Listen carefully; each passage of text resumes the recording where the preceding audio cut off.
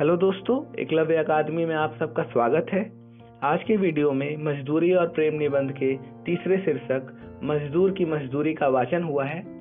पहले और दूसरे शीर्षक का वाचन सुनने के लिए आप डिस्क्रिप्शन में जा सकते हैं, वहां उनके लिंक दिए हुए हैं।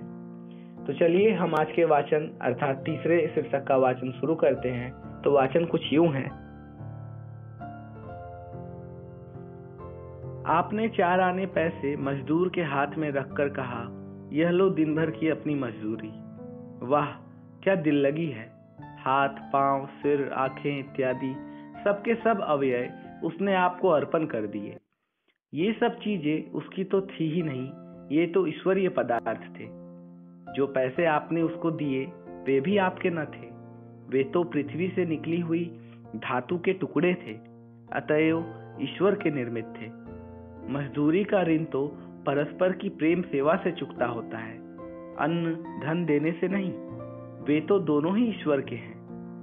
अन्न धन वही बनाता है, जल भी वही देता है। एक जिल्दसाज ने मेरी एक पुस्तक की जिल्द बांध दी।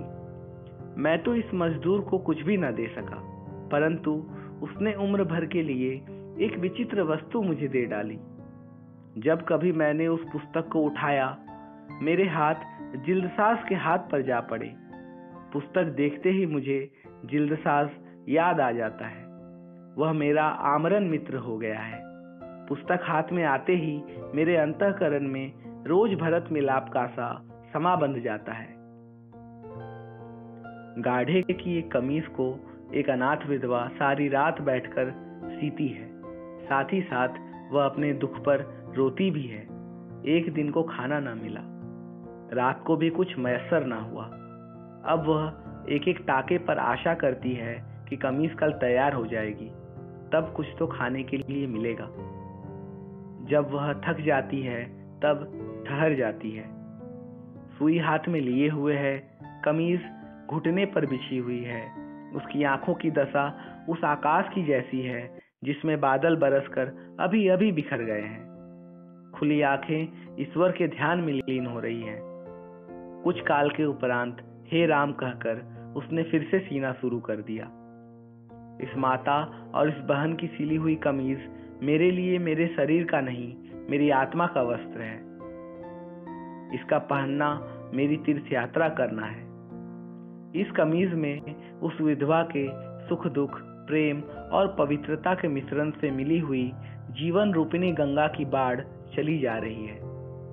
ऐसी मजदूरी और ऐसा काम प्रार्थना और संध्या नमाज से क्या कम है।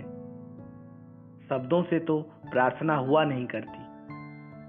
ईश्वर तो ऐसी ही मूक प्रार्थनाएं सुनता है और तत्काल सुनता है। तो इसी के साथ मजदूरी और प्रेम निबंध के तीसरे शीर्षक मजदूर की मजदूरी के वाचन का अंत होता है। उम्मीद है कि आपको वाचन पसंद आया होगा। पसंद आने पर लाइक और सब्सक्राइब जरूर कर दें। आने वाली वीडियो में हम नए शीर्षक के साथ मिलेंगे। तब तक के लिए खूब पढ़ें, खूब लिखें, खूब सुनें। धन्यवाद।